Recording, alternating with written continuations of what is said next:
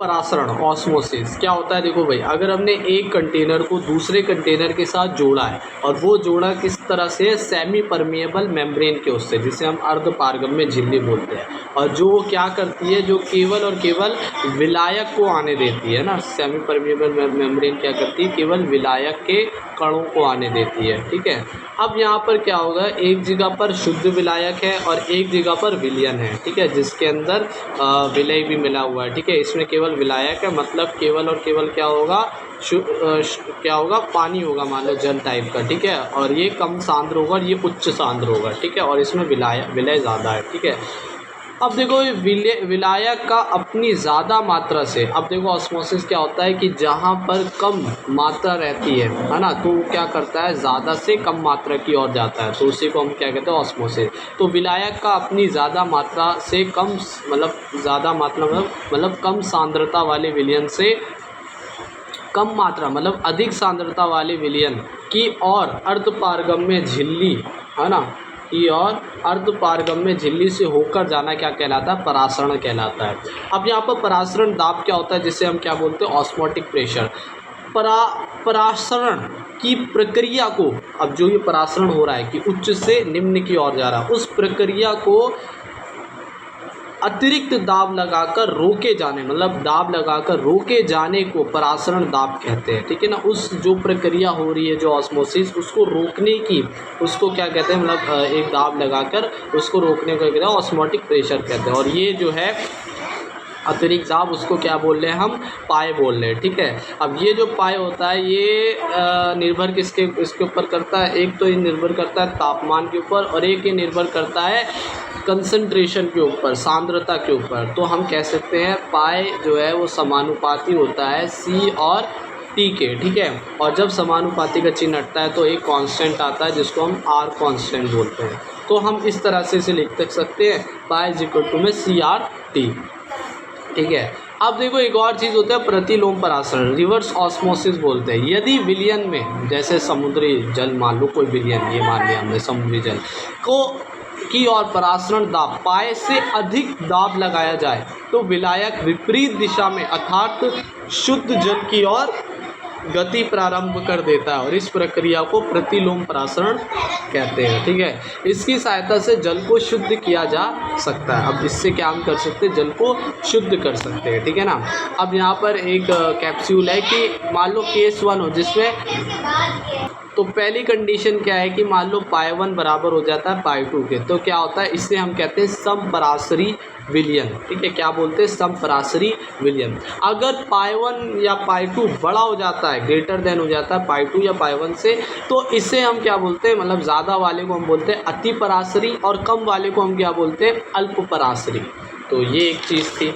अब हम आते हैं कॉलिगेटिव प्रॉपर्टीज़ पे दोबारा। अब ये चारों चीज़ें ख़त्म करने के बाद हमने अपने जो भी अणु संख्या गुणधर्म थे वो ख़त्म करें। सबसे पहले हमने क्या ख़त्म करा था, वाष्प दाब में अवनमन। ठीक है, जिसका फॉर्मूला क्या था, डेल्टा पी बटे में क्या था, P1 not is equal to में क्या था, विलय के मोल बटे में विलायक के मोल। तो इस तरीके से वो हमने ख़त्म करा। उसके बाद क्या आया था, उसके बाद आया था क्वथनांक में उन्नयन। ठीक है, जो कि क्या था, delta T B is equal to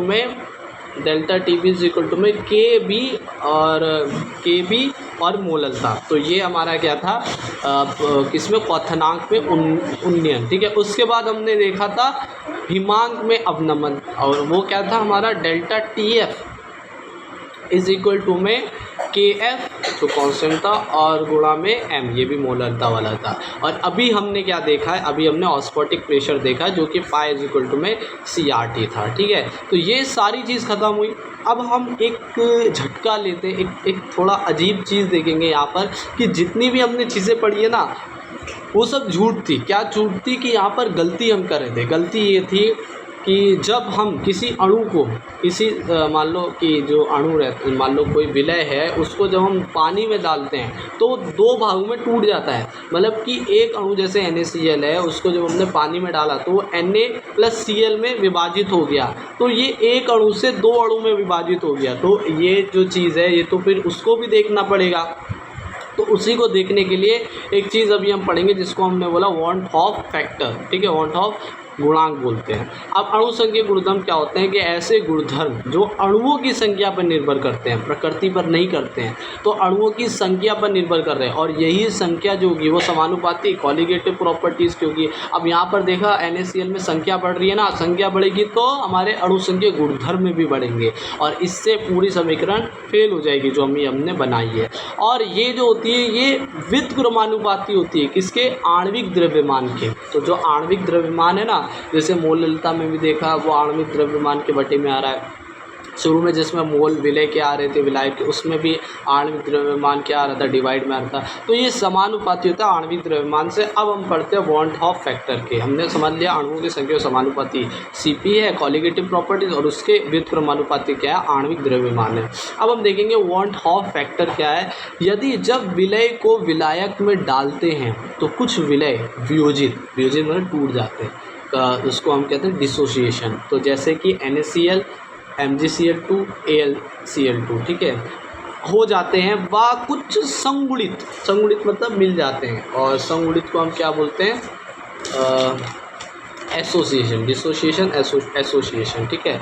जैसे कि 2CH3COS, ठीक है, तब अणुओं की संख्या में अंतर आ जाता है, अर्थात अणु संख्या गुणधर्म में भी अंतर आ जाएगा, ठीक है, जिसे समायोजित करने के लिए, अब इन्हें जोड़ने मतलब सही करने के लिए वांट ऑफ गुणांक को परिभाषित किया गया, जिसे हम I से परिभाषित मतलब प्रकृति I से दर्शाते हैं, ठीक है। और I = में ये फॉर्मूला क्या बनता है कि संगुणन बटे में संगुणन या वियोजन के पश्चात कुल मोल, पश्चात वाले कुल मोल बटे में संगुणन वियोजन के पूर्व कुल मोल। तो पूर्व और पश्चात बटे में पूर्व के कुल मोल कर दो, संगुणन वियोजन जो भी हुआ है तो उससे हम क्या निकाल देंगे? I निकाल देंगे। इसी तरीके से परीक्षित अणु संख्या गुणधर्म कह सकते हैं। परीक्षित मतलब एक्सपेरिमेंटल जो हमारा कॉलिगेटिव प्रॉपर्टीज़ आई है, बटे में हम ये कह सकते हैं सैद्धांतिक अणु संख्या जो थ्योरी से आई है, जो पहले थ्योरी में थी, है ना, वो अणु संख्या गुणधर्म से बटा कर दो तो आ सकते हैं। और हमें पता है आणविक द्रव्यमान के बटे में होता है, तो हम यहाँ पर क्या कर सकते हैं? सैद्धांतिक जो सैद्धांतिक मतलब कि जो एक्सपेरिमेंटल आ रहे हैं, ठीक है, मोलर द्रव्यमान, मोलर जो मास है वो बटे में परीक्षित मोलर द्रव्यमान, परीक्षित, और ये क्या एक्सपेरिमेंटल नहीं, थ्योरी वाला किसे होता है? सैद्धांतिक।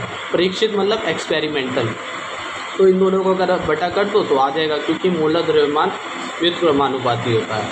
अब करेक्ट फार्मूला क्या बनेगा कि सबका जो भी हमारे फॉर्मूले थे, जैसे कि जो हमारा क्या था, सबसे पहले वाष्प दाब में अवनमन था, उसका फॉर्मूला क्या था? P1 not minus P total बटे में P1 नॉट = में N2 बटे में N1। अब इसका गुणा कर दो I से, जो हमारा क्या है? वांट ऑफ क्या कहते हैं इसे? वांट ऑफ फैक्टर जो है, ठीक है ना। अब इन सब का I से गुणा हो जाएगा, डेल्टा TB और इनके भी सबका I से हो जाएगा, और ये करेक्ट फॉर्मूला बनेगा। यदि कोई संगुणन वियोजन ना हो तो ऐसे का ऐसे ही फॉर्मूला रहेगा जैसे था हमारा पहले, ठीक है ना। अब देखिए वियोजन में जैसे NaCl है, Na+Cl में वियोजित हो रही है, और इसका हम ऐसे भी देख सकते हैं कि 1 और 1 2 हमारा क्या है? कॉलिगेटिव प्रॉपर्टीज़, मतलब 2 अणु बन रहे हैं, ठीक है। इसी तरीके से MgCl2 में 3 बनेंगे, इसी तरीके से AlCl3 में 4 बनेंगे। तो हमें यहाँ पता लग रहा है, पर इसे सिद्ध करके दिखाना है। और ये सिद्ध कैसे करेंगे? देखो भाई, हमने NaCl को लिया जो कि Na और प्लस Cl2 में विभाजित हो रहा है, Na प्लस का Cl माइनस में विभाजित हो रहा है। अब यहाँ पर टाइम बराबर 0, टाइम बराबर t लेंगे जब ये साम्य अवस्था पर आ जाते हैं। तो टाइम बराबर 0 पर ये जो NaCl है वो 1 था, और वो कुछ भी नहीं हुआ क्योंकि टाइम बराबर 0 है, तो 0 0 हो जाएगा। टाइम बराबर t पर जब साम्य अवस्था आ चुकी है तो यहाँ पर क्या होगा कि ये जो है वो वियोजित होना स्टार्ट हो जाएंगे। वियोजित कैसे होंगे? ये अल्फ़ा से वियोजित होंगे। मतलब अल्फ़ा मतलब एक जो मोल है उसमें से जितने भी वियोजन हो रहे हैं वो अल्फ़ा होते हैं। मतलब एक मोल से जितने वियोजित हो रहे हैं वो अल्फ़ा है, तो 1 माइनस अल्फ़ा होगा जो कि बराबर किसके हो जाएगा? आधे आधे बढ़ जाएंगे, अल्फ़ा और अल्फ़ा के। अब हम फॉर्मूले में क्या है, ये पश्चात क्या है और इसके पूर्व अभी हमने देखे थे 1 0 0। तो क्या होगा, पश्चात के कुल वियोजन वाले मोल और पूर्व बटे में पूर्व कुल वियोजित मोल, तो उन सब का करेंगे हम। तो 1 minus alpha plus alpha plus alpha बटे में 1, और जब इसे करेंगे तो 1 प्लस अल्फ़ा आएगा। और हमें पता है कि 1 को जब जितना वियोजित हो रहा है उसको अल्फ़ा से प्रदर्शित करते हैं। अगर 100% हो तो अल्फ़ा इज इक्वल टू में 1 होगा।